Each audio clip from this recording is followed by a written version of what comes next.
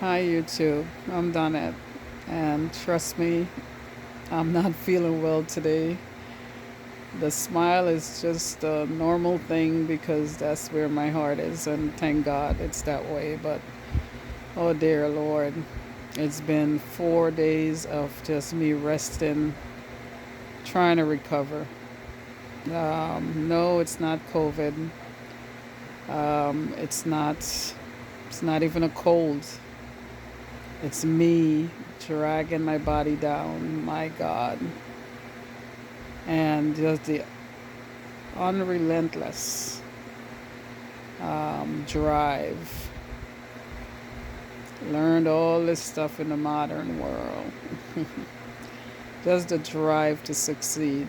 The beauty of it is one thing, the effects of it, in terms of the negative part, could be so gruesome. So I've been at it for the past 2 years, but I've been at it all my life, literally. Well, I say all my life, but since I was 20 years old, I've been between, college, university, children, marriage, building, corporate America, whatever it is. So I'm accustomed to multitasking. I'm accustomed to building. I know what building is. I know what focus looks like. I know what progress is. And what my 50-year-old, almost 50-year-old body is telling me now is I need to slow down. I need to do things in a different way. So today I'm here to self warn about the discipline of success. And really feeling emotionally drained.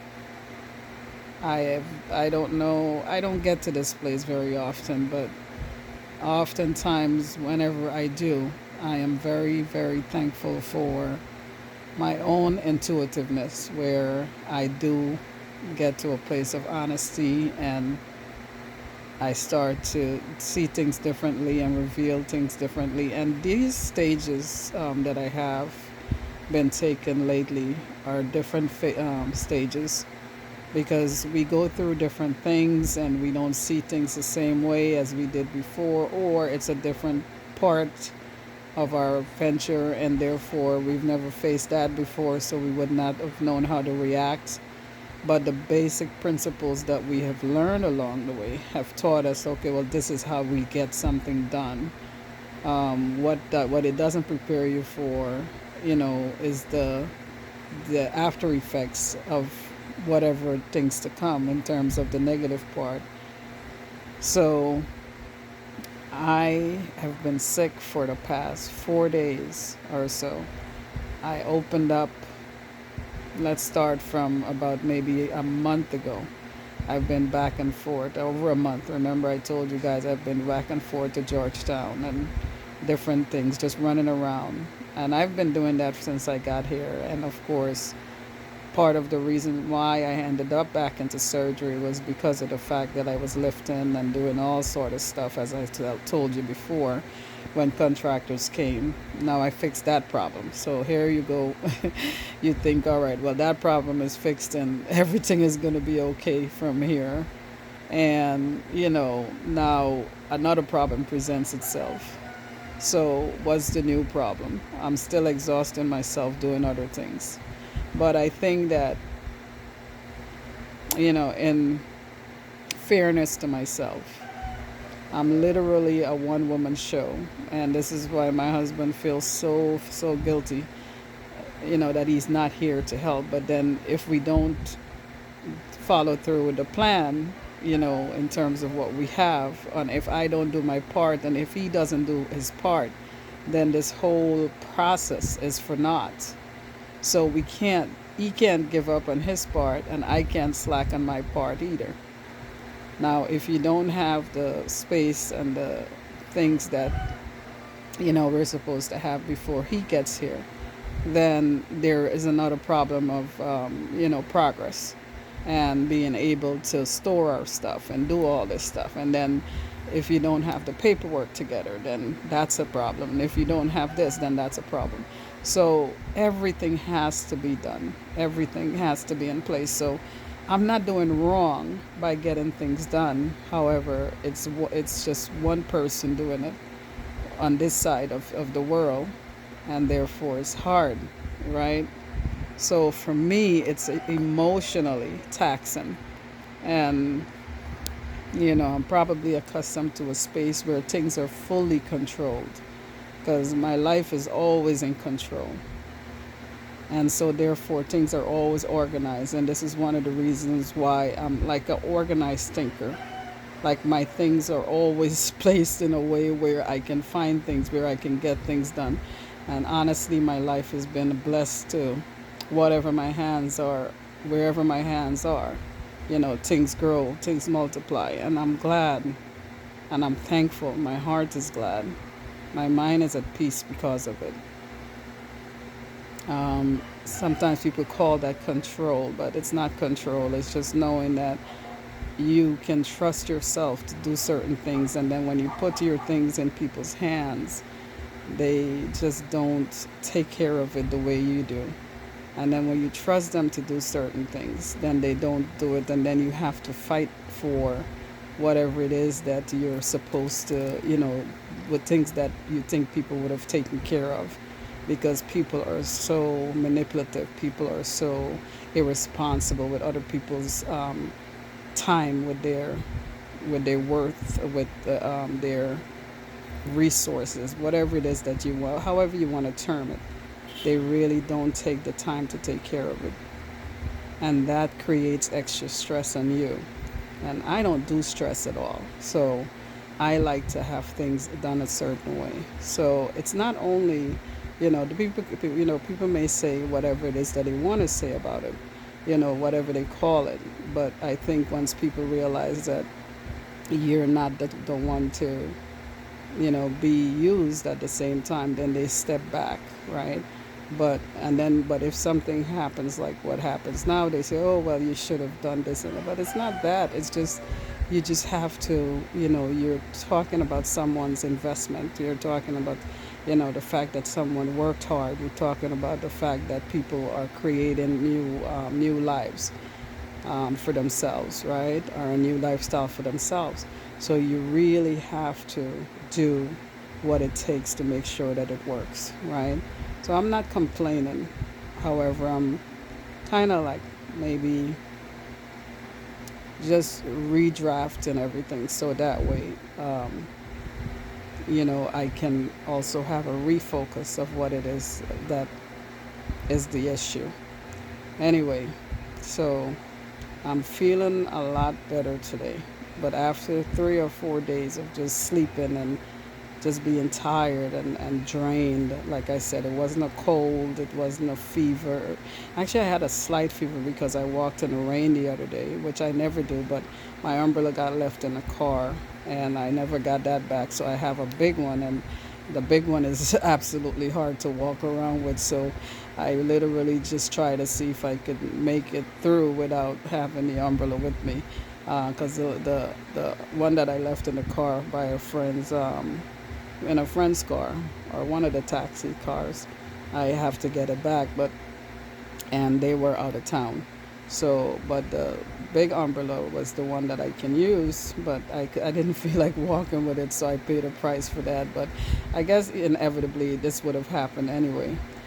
So I kind of walked up the hill without the umbrella, and the rain caught me right at the end. But I just covered my head and I kept walking. But it wasn't like a big set of rain, but or wetting. But the reality of it was that this is what happened. Anyway, after about 4 days of me just really sleeping and sleeping and sleeping and sleeping, I finally, yesterday was when I just woke up to, feeling a lot better, about 80% better, and feeling like as though, okay, I can move around outside of just getting up, going to the restroom, taking a shower, and every time. And also, I just usually bathe with water, whatever temperature the water is, because my body is always so much warmer at 50. You're not as mild as you usually are at when you're 30 something. So my body heat is just enough, and especially going into full menopause at after my surgery. So I feel as though um, the water temperature, it doesn't really bother me, but I literally had to hot water, because we don't have the hot water system here by my granny's house. This is really an older house that was built way back, for at least over 25 years or so. 25, yeah. So the system hasn't really updated. So I literally just use the water and um, with regular just the regular water. But I literally had to just hot the water and put it in a bucket because just so I can take a warm shower. This is how bad it was for me, because and my husband knows that I never bathe with water. Even in the U.S., my water is usually colder, because he bathes with extremely hot water, and my water is usually barely hot. So because my temperature of my body is much different, and this has been for years, even before the surgery. But um, that's just women. We're always warmer. We're always warmer, but not everybody can take this water temperature. But I do. I've been tolerating it for years. So when I come home, I always go to regular water, because I think it was laziness at first before the system came about in Guyana. It was just pure laziness to not, be bothered with hot water, eating up the water and all that stuff. And it was just like, listen, I gotta bathe, I gotta go, I gotta party. That was when I was in my 20s. And then after a while, it just became like, okay, it's normal. And then as I got older, it was more like, okay, it really was, all about just being comfortable, and, as a woman, and feeling comfortable with with my body in terms of the temperature and everything else. Anyways, with that said, I feel better today.